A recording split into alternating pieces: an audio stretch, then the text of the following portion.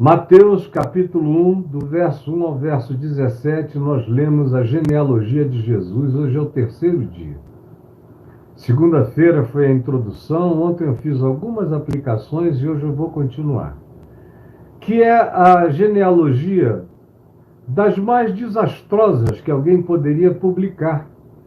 Uma pessoa que tivesse amor à própria reputação, que vivesse de imagem, de alguma coisa assim, não teria nenhum interesse em fazer uma publicação de uma genealogia que tem algumas pessoas legais e uma quantidade enorme de gente dodói, de todos os tipos.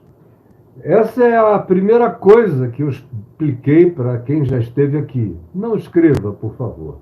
A segunda, que eu estou aqui repetir, e quero outra vez enfatizar, não dá para você, com as categorias de hoje, aqui conosco, tentar ler as ocorrências do passado com os mesmos olhares,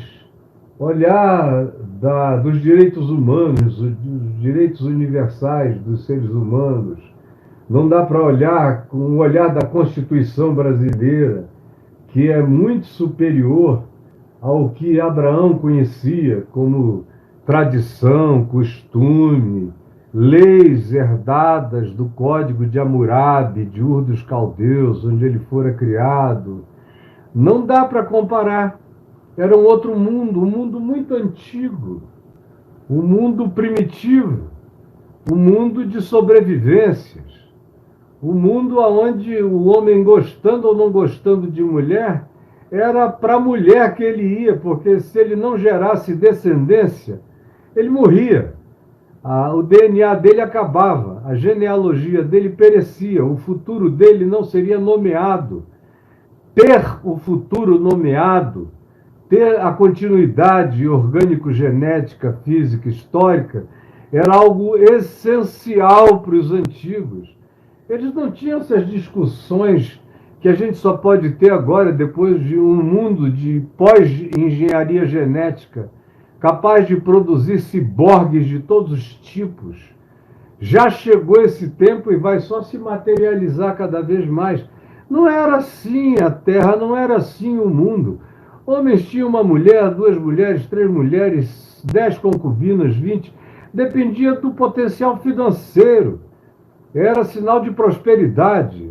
Era sinal de capacidade econômica, financeira. Ou seja, quanto mais escravos, quanto mais mulheres, quanto mais filhos, mais trabalho, mais riqueza, mais mão de obra, mais gente para produzir eles tinham. Eram outras categorias que são completamente distintas e ofensivas para nós no dia de hoje, nos nossos tempos. Então não dá, com as categorias de hoje, para eu olhar para o passado. Olhar para Abraão, por exemplo. Tem gente, como outro dia eu estava vendo uma garota, a filha da Baby Consuelo, falando.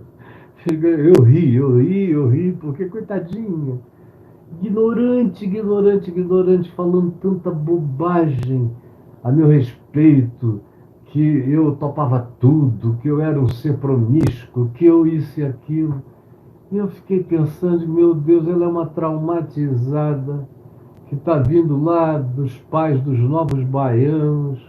O pai dela provavelmente tenha mais juízo do que ela.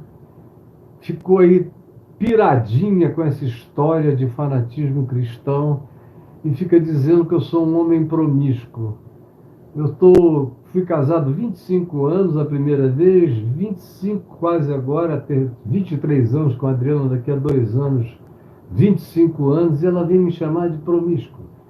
7 filhos gerados, 6 criados até agora, um está com Jesus no céu, aliás 2, e 6 estão aqui, sob os meus cuidados, minhas asas, 6 netos, e ela vem e comete uma blasfêmia dessa contra a minha vida e minha história. Mas é a ignorância. A ignorância faz a gente olhar para a vida dos outros e sair fazendo a projeção dos nossos próprios olhares. Abraão, ele não é um santo para os padrões de agora, mas para os padrões do meu livro, Sem Barganhas com Deus, que leva em consideração esses ambientes históricos, um homem santo, com as suas mulheres, com a sua busca de fé, com a sua entrega absoluta à vontade de Deus, e ele vivia o que os seus contemporâneos mais íntegros compreendiam como vida íntegra. Já o neto dele, Judá, fez parte de coisas, eu não estou falando nem da prostituição com Tamar, a nora, eu estou falando da chacina que ele e os irmãos fizeram, matando todos os homens com os quais o pai Jacó, o pai deles, tinha feito uma aliança de paz.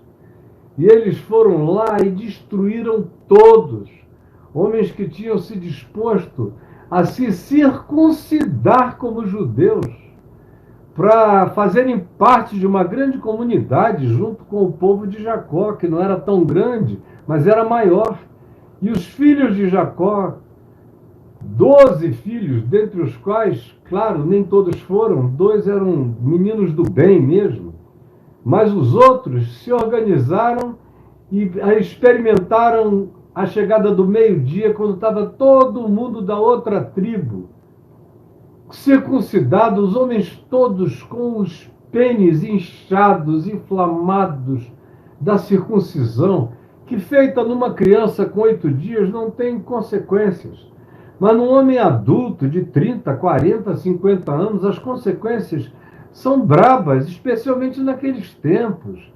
A infecção, a dureza enorme das inflamações, das dificuldades. Eles estavam rendidos, diz o texto de Gênesis, ao calor do dia, todo mundo com aquela dor horrorosa. Vieram os covardes, liderados pelos filhos de Jacó e Judá na frente, mataram a todos. A todos. Agora, esse Judá, é dele que vem Jesus. E a profecia de Jacó dizia que o cetro da promessa messiânica não sairia da descendência de Judá jamais. Ficaria com eles. E a minha pergunta é, por que não com José, que foi disparado o melhor de todos eles? Eu já respondi, porque o critério não tem a ver com teologia moral de causa e efeito, tem a ver com o absurdo da graça, com a liberdade de Deus de escolher o que quer, quando quer, como quer, para fazer o que deseja, e ninguém tem nada a ver com isso. Absolutamente nada. E esse exemplo de Judá serve para tudo mais e para todos os demais que foram aqui ilustrados, os piores casos, os piores reis, as piores situações. As pessoas mais santas que tem aqui são aquelas que sexualmente praticaram aquilo que se acha um escândalo. Tamar estava só reivindicando o direito dela de procriar, conforme a lei antiga, não a de Moisés, para dar descendência ao seu marido. A mesma coisa com Raabe, só estava salvando a sua pele, querendo escapar de Jericó. E creu que o Deus de Israel iria dar vitória ao povo de Israel, e ela queria ser salva da calamidade. Acabou que foi salva da destruição e casou com um judeu e deu à luz a Boaz, que veio a ser aquele que gerou um filho em Ruth, que era de natureza capaz de reivindicar a sua genealogia judaica apenas se ela casasse com alguém judeu. E foi o que a sogra dela, porque Ruth tinha ficado viúva, determinou que ela fizesse. Vai, procura um parente nosso chamado Boaz, e na noite descobre, aqui está escrito, descobre os seus pés. Eu já disse que era uma expressão pudica para descrever, levanta a vestimenta e deita nas coxas dele, o que era um sinal inequívoco de vamos transar. E foi o que aconteceu, e ela gerou um filho. Então tem gente que diz, esse é o escândalo. O Davi com Batseba. O escândalo de Davi com Batseba é ele tendo tanta gente, tantas mulheres, tanta coisa, tanta gente bonita em volta dele, ele querer pegar a mulher do próximo. Que não era maravilhosa de gostosa, mas não era essas coisas de caráter. Tanto é que ela foi, e ela voltou, e ela ficou grávida, e ela participou de um plano de conspiração para tentar matar o marido. E quando o marido morreu, ela foi morar com Davi. Perdeu o primeiro filho, teve o segundo e se envolveu com a política da corte contra todas as mulheres de Davi, a ponto de fazer força junto com o profeta Natã para Salomão ser o sucessor. Então, pior do que o adultério foi a morte do marido dela e foi o envolvimento político dela na corte. A ambição de Batseba é uma coisa forte que eu não vejo quase ninguém falar a respeito. A loucura de Salomão, que virou um dos maiores bruxos do mundo antigo. Salomão foi tão bruxo, eu já disse isso aqui no Papo de Graça algumas vezes, que quando Jesus acabou de expulsar um demônio, e o povo ficou ali, os fariseus, os saduceus, os religiosos, os invejosos, atribuindo a Jesus o poder de expulsar demônios pela força de Belzebu, o maioral dos demônios, e Jesus disse não, é pelo dedo de Deus. E aí ele levanta uma questão que quase ninguém nota. Ele está expulsando demônios, expulsa demônios meramente pela palavra, e no contexto ele diz, eis aqui quem é maior do que Salomão. Porque para os judeus dos dias de Jesus, ninguém entendia mais de bruxaria, ninguém conhecia mais de demonismo, quanto Salomão tinha conhecido, não é à toa. Ele pesquisou todo o ocultismo da terra e o praticou durante anos, até a sua velhice. A sabedoria dele deu lugar a uma inteligência curiosa, autodestrutiva. Foi só no final da existência que a ficha cai no velho.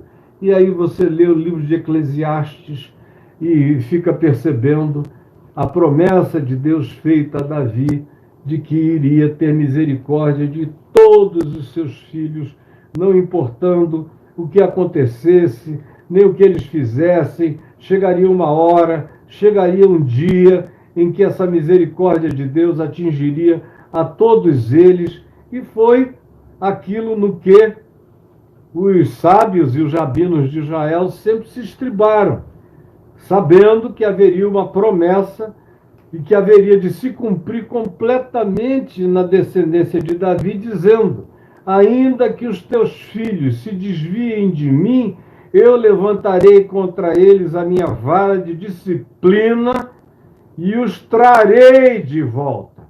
E os trarei de volta, mesmo que seja na hora da morte. Então há uma lista enorme de gente que, sinceramente, você não queria que fosse seu pai, nem seu avô, nem seu tataravô, nem nada seu, com exceção de alguns caras muito legais, como Josias, como Ezequias, alguns como Salatiel, Zorobabel, que tiveram as suas funções, alguns homens que aparentemente passaram intactos por toda essa linhagem de perversão, até que, tirado do poder deles, depois do exílio em Babilônia, os que voltaram tinham descendências reais ou sacerdotais e assumiram posições de liderança no povo, mas sem poder político na mão, eles não caíram em estado profundo de corrupção, nenhum deles, até que é dessa linhagem pós-exílica que nasce um homem chamado Jacó, que foi quem gerou a José, marido de Maria, que eu já disse a vocês que é o herói da minha vida.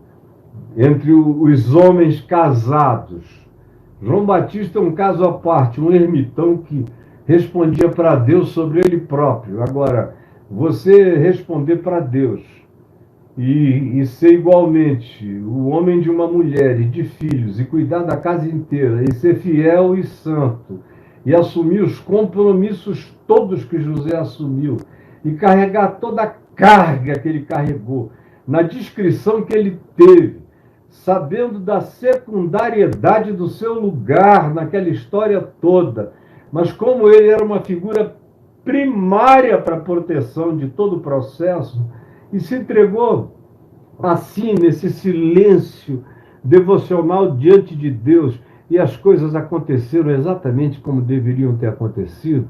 Isso é absolutamente extraordinário.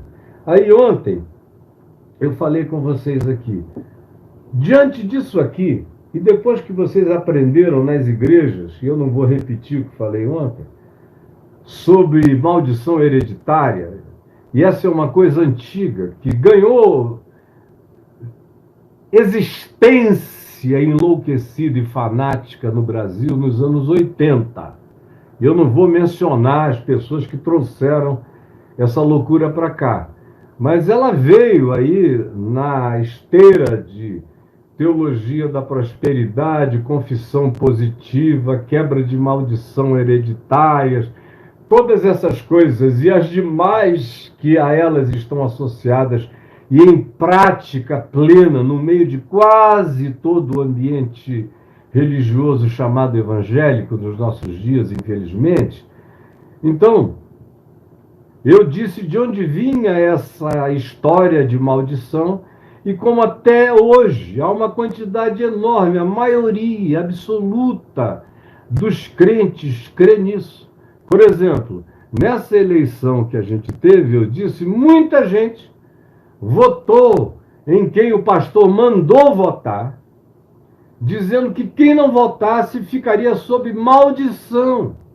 Maldição pessoal, maldição particularizada, maldição singularizada, maldição para esmagar você e sua casa.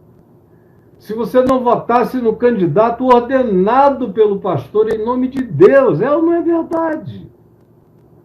Me falem se não foi assim. Eu não estou enganando nem mentindo. Todo mundo estava lá. Todo mundo viu. Aí tinha uma segunda maldição. Além de você ser amaldiçoado, caso não faça o que eu estou lhe mandando fazer politicamente, tem mais. O Brasil inteiro vai ser amaldiçoado. Todo o Brasil vai ser amaldiçoado. Se tivesse sido, por exemplo, no tempo da pandemia, que eles tivessem feito o que eles fizeram agora em 22, mandando votar num candidato, do contrário, o Brasil estaria amaldiçoado. E se você tivesse sido eleito um outro candidato, como foi o caso agora, estariam dizendo agora em todos os púlpitos que a pandemia chegou como maldição de Deus ao Brasil. Se o Brasil tivesse eleito uma outra pessoa, a maldição ficaria no mundo inteiro, mas não chegaria aqui. Era isso que estariam dizendo. Porque eu sei o script, eu sei como eles trabalham para manter a população sob o medo, o terror, o apocalipse zumbi da obediência. É isso que fazem, é terrível, é trágico, mas é isso. E as pessoas creem e ficam apavoradas. Ficam com medo, meu Deus, e se eu fizer isso? Ou as leituras que você já fez. Meu filho está tomando droga, foi porque eu parei um ano de frequentar a igreja, de ir ao culto. Ou a minha filha, de 18 anos, está indo para o funk com uma bunda linda, e eu soube que ela está pegando todo mundo geral, porque eu parei de dar o dízimo.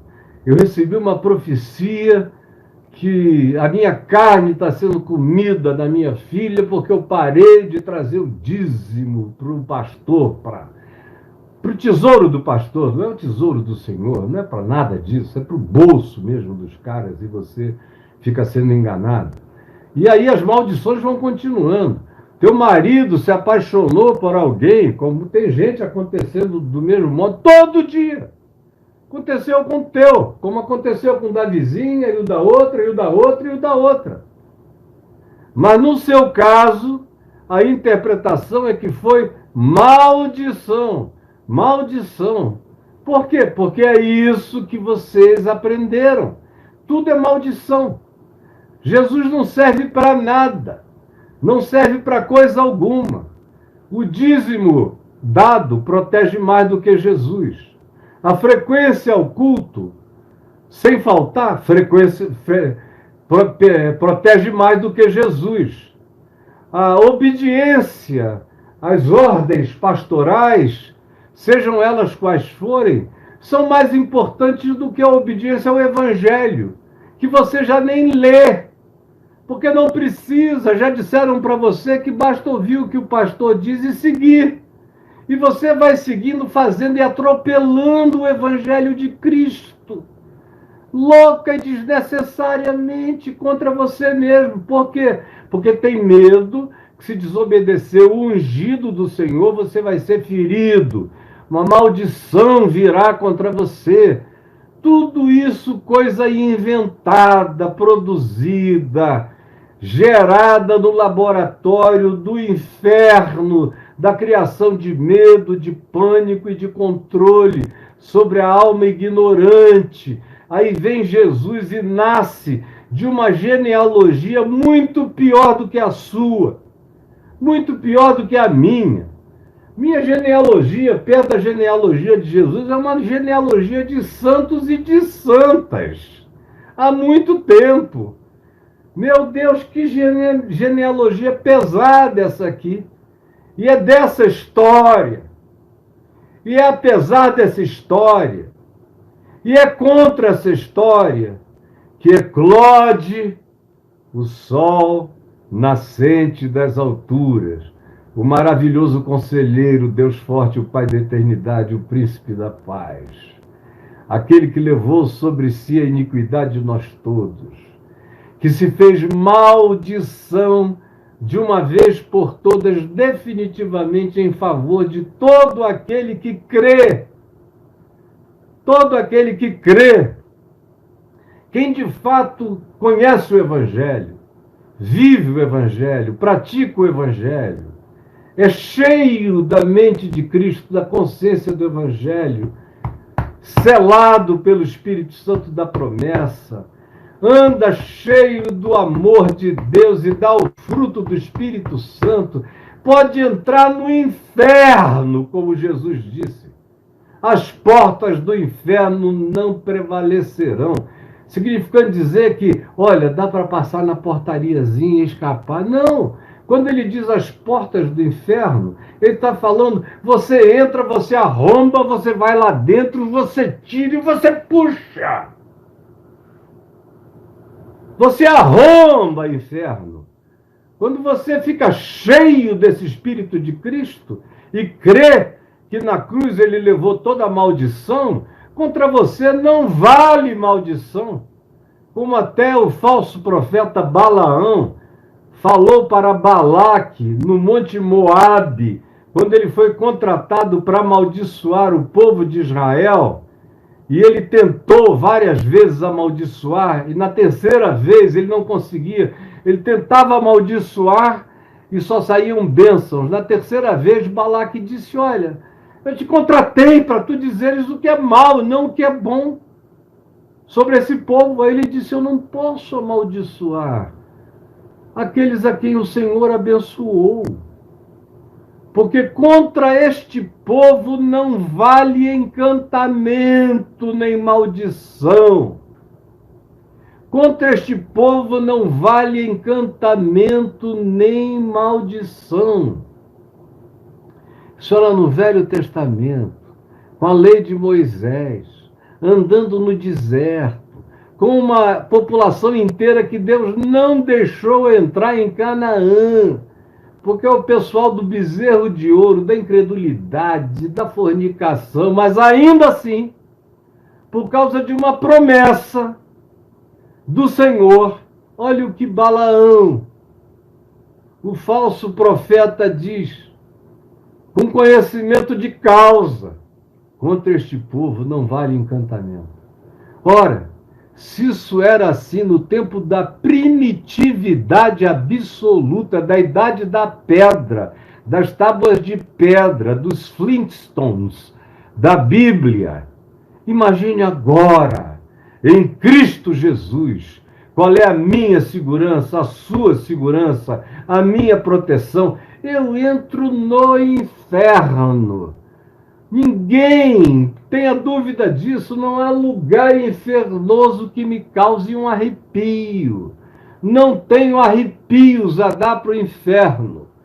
Meus arrepios são todos de amor, de alegria, de comoção, de compaixão, de perplexidade, quando eu vejo a beleza de Deus explodir num ser humano, ou na criação, ou na natureza. Agora, inferno, demônio, pode vir que é para ser traçado.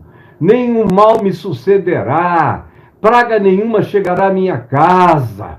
Eu sou descendência de Jesus. Eu sou descendência de Cristo. Eu não sou filho de nenhuma dessas figuras aqui. Eu sou diretamente filho de Deus em Cristo Jesus. Eu nasci no útero do Espírito Santo, da água e do Espírito. Nasci de novo, fui feito uma nova criatura.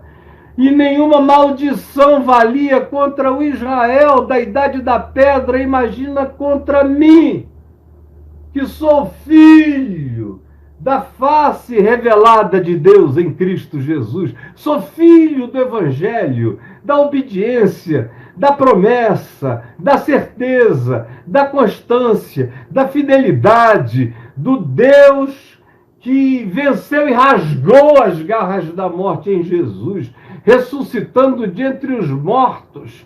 E ele vem e diz: todo poder me foi dado no céu e na terra. Nos céus e na terra. Nos céus significava sobre todas as camadas dimensionais, sobre todos os heavens. Não é o céu sky, não é o céu espaço-temporal, não é o céu da atmosfera, estratosfera, ou do espaço sideral. Não, isso é cosmos, espaço-temporal. Está falando dos céus, conforme a cosmologia judaica, com as camadas de celestialidades, de anjos, de principados, de potestades, de poderes, de tronos, de soberanias, de todas as coisas, de querubins, tudo. Todo poder me foi dado nos céus e na terra. E aí eu sou discípulo dele, vou ter medo de quê? De um pastor que fez uma profecia contra mim? Olha, eles se reúnem há anos falando mal de mim, me amaldiçoando há anos e anos e anos. Desde o tempo em que eles fingiam falar bem de mim o tempo todo, que diziam que eu era uma figura incomparável em séculos, que eu era isso, aquilo, aquilo outro, e que tinham mais inveja do que amor, carinho e consideração, até depois, quando eles tiveram a liberdade de tentar me achincalhar, e de amaldiçoar, e de desejar a minha morte. Olha só, faz 25 anos que explicitamente alguns deles fazem isso e me amaldiçoam todos os dias. Enquanto eu tenho ouvido testemunhos de pessoas que se dizem satanistas, jovens simpáticos, jovens carinhosos, jovens contraditoriamente doces, dizerem o seguinte: olha, esse aí é um homem de Deus. Contra ele, todas as mandingas que a gente conhece não tem nenhum poder. E eles estão falando apenas a verdade, que eu acolho com certeza. Porque é isso que eu sei, é isso que Jesus promete, que foi tudo levado na cruz. Toda maldição. Não sobrou nada para mim. Não restou coisa alguma. Ele rasgou tudo e entravou na cruz. Foi o que eu afirmei ontem. Agora, hoje, começando aquilo que eu vim para dizer no dia de hoje, depois de repetir necessariamente o que eu disse anteontem e ontem, eu digo para você o seguinte agora. Depois de crer, se você de fato crê nisso tudo, se não é só a conversinha de quem vai aos templos, fica lá, canta, dá dízimo, mas não tem fé. Tem fé em pastor, tem fé na congregação, tem fé no sistema religioso, tem fé nisso aí, acha que se fizer parte daquela abóbada, se entrar naquele casulo, se fechar naquela concha, então está protegido. Mas que fora daquela concha o diabo come todo mundo. E Jesus não tem nenhum poder, não pode fazer absolutamente nada a respeito. Nada a respeito. Hoje eu, por acaso, antes de ligar aqui, passei e tinha um teólogo adventista falando, dizendo que o diabo só faz o que faz no mundo porque Deus não enfrenta o diabo com os poderes divinos. Porque se Deus enfrentasse o diabo com poderes divinos, não seria um enfrentamento, seria um esmagamento, acabaria. E a questão é outra. O mal só é mal entre os humanos também por causa do amor de Deus. Ninguém nunca conheceu a ira do Senhor. Nunca. A gente conheceu arremedos de ira divina. Nem os anjos jamais conheceram a ira do Senhor. Nem Satanás jamais conheceu a ira do Senhor.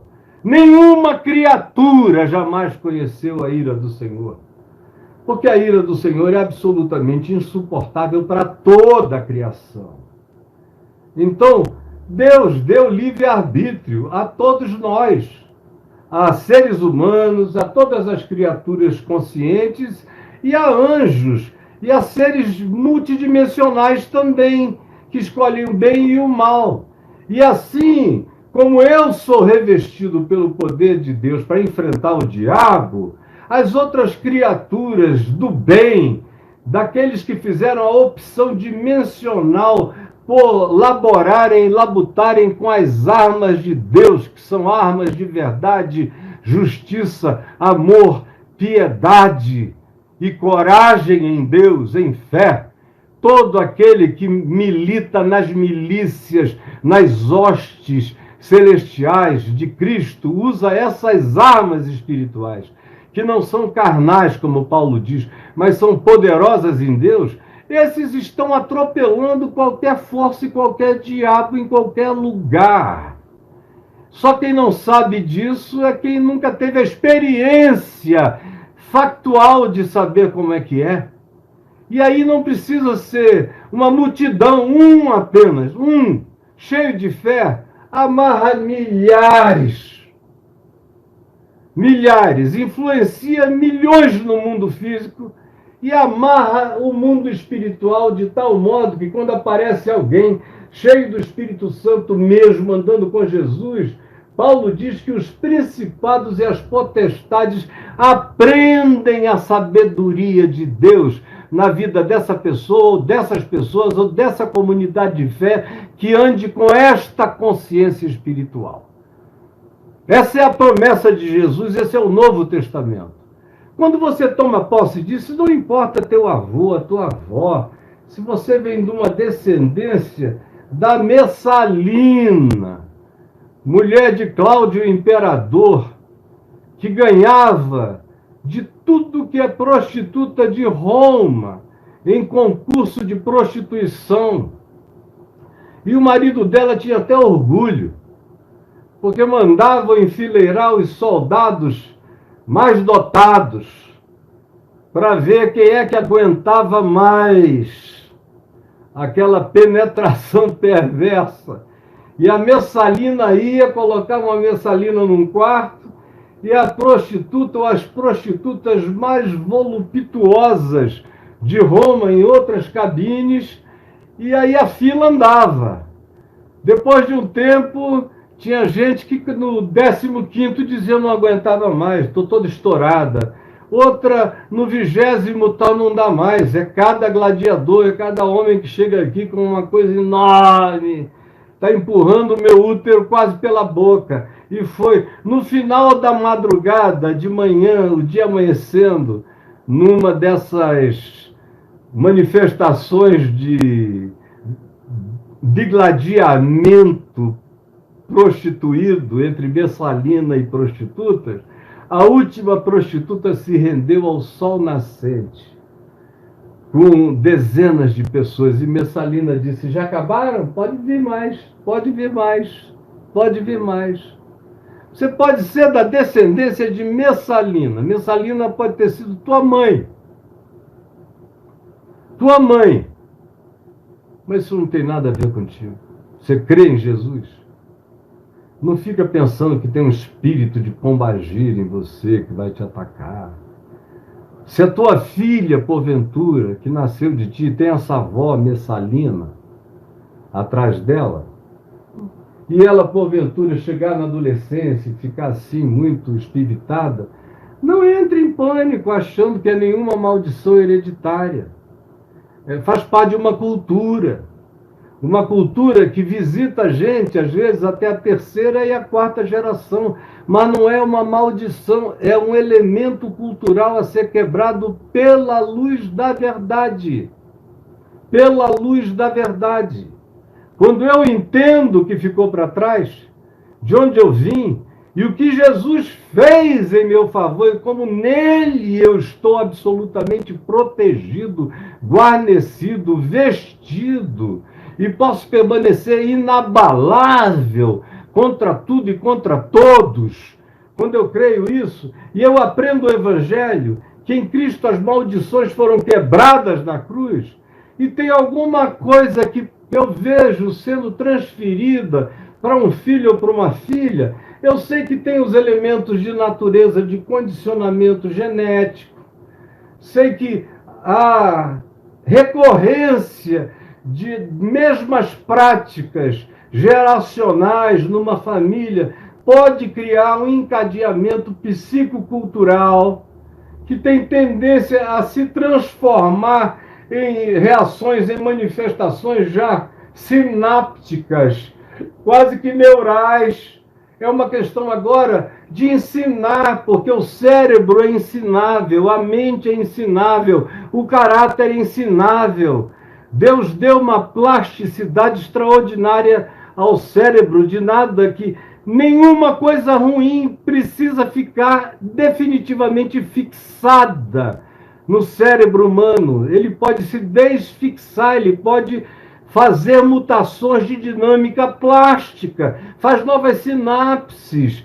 Quando o espírito nasceu de novo, quando o caráter foi regenerado pela iluminação na verdade do Evangelho, e a luz explode de dentro para fora, ainda que o cérebro tenha muitos condicionamentos, eles vão dar lugar à nova atitude de caráter, à nova atitude de decisão, ao novo livre-arbítrio, às novas escolhas, à nova consciência, às novas determinações. E não é muito tempo que seja necessário. A gente vai ajudando. Quando você vê a sua filha que estava ali com propensões estranhas, de repente começa a ter prazer em estudar, começa a ter prazer em namorar legal, começa a ter prazer em tantas coisas saudáveis, ou descobre um esporte que muda a vida dela, ou faz algo. Tudo isso é graça divina.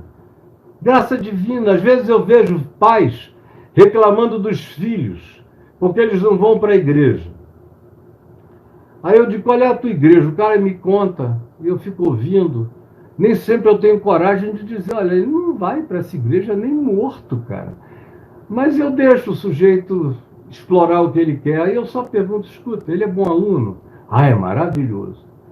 Ele pratica algum esporte? Ah, vários. Adora fazer esporte. É um garoto atlético, saudável. E ele é um bom filho, obediente, muito obediente. Trata a mim, minha mulher, ama os avós. Quando tem alguém doente na família, ele está sempre lá. Agora, não quer ir para a igreja de jeito nenhum. Por quê, pastor? Eu digo: porque ele é saudável. E porque ele é tão saudável que ele viu que a tua igreja adoece a cabeça das pessoas. E ele não quer ser um dos doentes, nem quer ser um dos traumatizados sexuais, nem quer ser um dos paranoicos crônicos, nem quer ser um dos neuróticos, nervosos, inquietos, tomando remédio contra as agitações e as ansiedades, porque ele vê que você é assim, sua mulher é assim, a congregação toda é assim, e vocês obedecem à doença de um pastor que é mais doente do que a congregação inteira e vende a doença dele como revelação de Deus. E vocês pagam. Deixa esse teu filho em paz, pelo amor de Deus. Não afasta ele de Deus, porque Deus não é a igreja. Se ele tem tudo que o Evangelho manda que um ser humano seja, por que você quer estragar o Evangelho na vida do seu filho, enfiando religião podre nele? Religião sem Deus, religião sem Evangelho, religião sem Cristo, religião sem amor ao próximo. Que o apóstolo Tiago, irmão de Jesus, diz que a única religião que existe não é em relação a Deus, é aquela que me religa ao próximo, ao órfão, à viúva, ao pobre, ao necessitado, ao carente, ao desvalido. Essa é a religação, é horizontal. Quem se religa nesse nível é porque já está religado no amor de Deus. Quem não se religa nesse nível horizontal pode usar o nome de Deus o quanto queira. O Senhor Jesus dirá: eu nunca te conheci, sai daqui. Sai daqui. Agora, se você crê, o resto é trabalho de admoestação, de pai, de mãe, de cultura. Por exemplo, não do lado da minha família paterna, e na minha família materna eu tive um avô muito promíscuo. Tão promíscuo que ele era marinheiro, ia de porto em porto naquele tempo. E em cada porto era uma mulher. E quando eu nasci, eu ouvi essas histórias. Quando eu já tinha uns 4 anos, eu comecei a entender melhor aquele avô. Quase ninguém falava dele na família. Ele era uma figura praticamente morta na memória, porque ele não parava em casa, ele tratou mal a minha avó materna, ele teve sífilis, morreu de sífilis, passou doença venérea para minha avó antes de ter a sífilis definitiva, e ela se curou, falou: olha, eu vou cuidar de ti até a morte, mas você nunca mais toca em mim. E ele morreu na casa dela, da pior maneira possível, com a sífilis sem tratamento, produzia nos seres humanos, que ia do enlouquecimento a todo tipo de putrefação que podia acontecer. Sepultaram-no. Ele não era uma figura falada. O avô falado na minha casa era o pai do meu pai, que era um ser tipo Gandhi, um ente de misericórdia. Não era evangélico nem protestante, católico mais ou menos, mas a religião dele era o próximo, era o amor ao próximo. Não era espírita, kardecista, não era nada. A religião dele era o próximo. A religião dele era amor, justiça, verdade e paz. Meu avô. Mas, do lado da minha primeira esposa, quando eu casei e tivemos os filhos que tivemos, que ao todo foram 5, Jesus levou um com menos de 24 horas e o outro com 22 anos, e eu e ela criamos os outros 3, que são todos adultos já, chegando na meia-idade. Então, na família dela tinha um histórico de alcoolismo extraordinário. Extraordinário, que vem lá de trás, todo mundo bebe até cair, era um negócio horroroso. E ela sofria, eu sofri muito com muitos deles, me envolvi como um pai se envolve com os filhos, com os irmãos dela, ajudei, levei para casa, criei alguns, tudo isso. Mas eu via que alguns deles, uns 2 ou 3, não conseguiam parar. E depois ficaram só 2 naquele ritmo. A mãe, minha sogra, acabou morrendo por excesso de alcoolismo. O alcoolismo a matou. Uma querida, que eu sinto saudade dela até o dia de hoje. Muita saudade dela. e 2 filhos ali. Eu sempre de olho nos meus garotos. Mas ninguém gostava de bebida, lá em casa nunca fomos de beber, meu pai detestava a bebida alcoólica desde antes de se converter, ele não via nenhuma razão para aquilo ali, a alegria dele não dependia daquilo, ele andava de muleta, não queria ficar tonto nunca. Então, eu também fui criado num ambiente onde, sexualmente falando, eu fui promíscuo desde a infância. Eu tenho que ser sincero quanto a isso. Mas eu nunca associei ao meu avô materno promíscuo. Eu só sabia que desde criança eu sentia uma atração extraordinária por cheiro de mulher, por perna de mulher. Eu já contei aqui várias vezes, eu ia para debaixo das mesas, usando a prerrogativa de ser uma criança de 2, 3, 4, 5 anos, até 6, você ainda brinca debaixo da mesa, só para sentir o cheiro, especialmente quando tinha as mulheres sentadas. Eu queria sentir aquele cheiro das coxas, que para mim não era nada e ninguém sabia. Era só eu que sabia. Eu não considerava nada, eu só achava que os outros meninos não aproveitavam a vida como eu, mas eu nem achava aquilo malicioso, nem maldoso, nem pecaminoso. Não era isso que estava na minha cabeça. E quando eu comecei a sentir atração irresistível pelas meninas, depois dos 5 anos eu fui usado e abusado pela babá do meu irmão, e eu gostava. Quando ela foi embora, eu não conseguia mais parar. Mas eu não me sentia pecando. Eu só sabia que os adultos não gostavam, e eu propunha no escondidinho, vamos brincar disso? Já tirava a roupa, daqui a pouco todas as meninas estavam peladas e eu pedia para brincar de me mostra como é a tua, que eu me mostro como é o teu. Daqui a pouco vocês sabem onde é que as coisas estavam. Não no primeiro dia nem no segundo.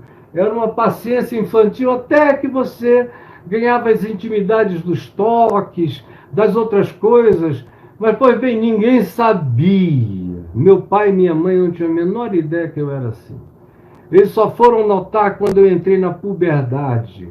E aí era muito precoce tudo, e era demais, e os vizinhos notavam, e eu não deixava passar ninguém.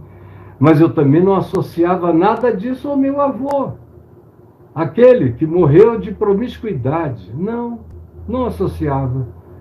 Vocês sabem quando é que eu fui pela primeira vez associar isso? A ele, eu já era convertido.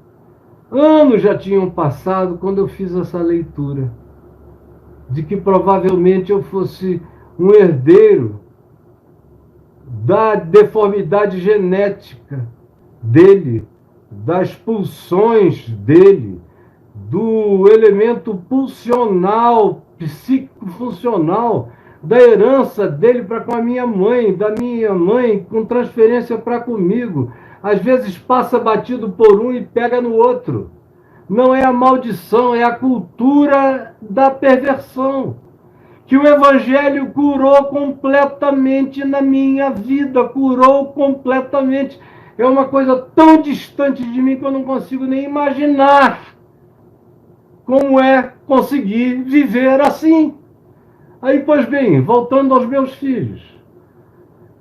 Do lado da minha esposa, ela tinha uma preocupação horrorosa, porque o progenitor dos filhos dela bebia no mínimo uma garrafa de vodka por dia, às vezes 2. Muito álcool, muita bebida. E ela tinha pavor que os meninos fossem herdeiros daquilo. E criou os 3 meninos ali naquela disciplina de crente. Naquele tempo onde a piedade era, olha, eu lavo a tua boca com sabão se você botar uma porcaria dessa na boca. Não quero vocês assim. E o exemplo do pai era um negócio tão dantesco que nenhum deles quis ficar parecido com aquilo.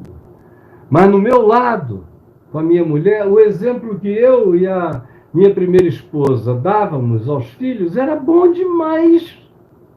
Era limpo, equilibrado, ordeiro, pacífico, cheio de piedade, de oração, de compaixão, de misericórdia. Não tinha excesso de nenhuma natureza em casa, não tinha nada disso. E eles cresceram e até 20 e poucos anos, nenhum deles, exceto o mais novo, que nunca gostou de bebida alcoólica, mas eu tive que tratar dele em relação a narcóticos químicos. É uma história que todo mundo sabe. E ele ficou livre, graças a Deus. Mas um dos outros filhos começou a trabalhar com quem bebia muito. Depois de alguns anos, 8 anos, 10 anos, um dia em prantos, numa sauna, na casa dele, ele me falou: Dad, me ajuda, porque eu acho que eu fiquei alcoólatra, me ajuda, me ajuda. Eu falei: filho, eu te interno. E o que eu fiz com teu irmão, eu faço contigo, e eu vou contigo até onde tiver que ir. E aí depois ele me ligou e disse: não, não precisa não, eu estou aqui conseguindo dar meu jeito. Aí consegui um tempo, logo depois tropeçou, aí tentou, tropeçou, tropeçou, tropeçou, aí perdeu a confiança em si mesmo, creu que não ia conseguir, chutou o balde, e aí, ó, virou o balde para dentro. Quando eu vi, eu falei: não, meu filho não vai ficar assim. E comecei aqui, joelho no chão, oração, oração, oração, oração. E eu ia para lá, era conversa, amiga, carinho, amor e admoestação. Admoestação, admoestação. Isso não vai acabar bem, eu não vou deixar. Você vai se ajudar. Nós não vamos consentir com isso. Você não vai inaugurar uma era de desgraça na sua vida. Você tem filhos lindos. Você é um homem maravilhoso. Não vai acontecer. E o Senhor é bom. O Senhor é bom, e deixou cair sobre ele aquela tromba d'água, sabe, necessária. Às vezes uma tromba d'água é o que nos salva. Caiu uma tromba d'água. Bah! Aí ele me ligou aqui num desespero, num pranto, e teve uma associação com o excesso de bebida e com o fato de estar ébrio, embriagado. E aí eu disse: essa é a oportunidade do Senhor. E aí, ó, entrei de solo e fomos, e fomos, e fomos, e fomos, e fomos. Agora já são 4 anos, abstinência absoluta. Voltou para aquilo que ele sempre gostou, que é atletismo, que é esporte, que é suar, que é cuidar do corpo, que é comer melhor. Os filhos ficaram numa alegria, a família inteira se rejuvenesceu de alegria, porque ele é amado, amado, amado e amado, e é um homem maravilhoso. Era uma maldição? Não, era uma herança, era uma cultura, viaja às vezes do gene. Às vezes está lá com uma propensão psicocultural, ou tem a ver com um convívio que deflagra aquilo que estava latente e agora sobe. Mas não é uma maldição, foi jogado e você está fatalisticamente condenado àquilo, sob hipótese nenhuma. Quem quiser ficar liberto, liberto fica, pelo poder dessa disposição do livre-arbítrio e o poder do Espírito Santo, fortalecendo a decisão de caráter que diz: não voltarei atrás, não retrocederei. E se o justo cair, o Senhor o levantará e não ficará prostrado. É adiante que eu sigo. Eu esqueço para as coisas que para trás de mim ficam e prossigo para o alvo, para o prêmio da soberana vocação de Deus em Cristo Jesus para a minha vida e para a sua também, em Cristo. E eu aprendo isso com esse que nasce dessa genealogia. E o que eu quero deixar com você como lição final para hoje, dependendo da hora, deixa eu ver que horas são, porque não, já passou da nossa hora, eu já falei suficientemente por hoje. Amanhã a gente chega aqui de volta às 13 horas. Eu estou esperando a todos vocês. Senhor Jesus, que essa palavra, que não está incompleta, que em si mesma já é completa, sempre é completa, que ela caia, que ela chegue como uma tromba d'água, como aquela força avassaladora do Espírito Santo, lavando mente, coração, restaurando esperança, dando vigor para viver.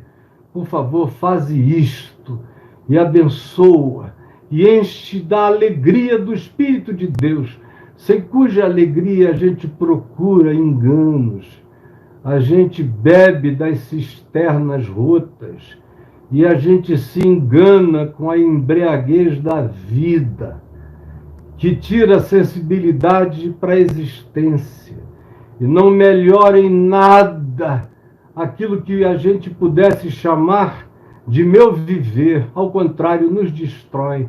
Ajuda-nos a usarmos o nosso livre-arbítrio para arbitrarmos em favor da nossa vida. E ajuda-nos a fazermos isto em nós mesmos e não sermos os seres que esmagam o outro. O livre-arbítrio é para eu arbitrar sobre o meu coração. E o meu coração, que recebe o meu arbítrio sobre a decisão de obediência ao Evangelho em fé, não esmaga ninguém. Antes é tolerante, misericordioso, é amigo, é companheiro, é dialogal, ensina, explica, ora, espera, dá tempo, crê no Espírito Santo e não mete a mão aonde só a mão de Deus entrando pode mexer e transformar. Permite que cada um aqui tenha entendido tudo. Eu te imploro, Senhor, em teu nome.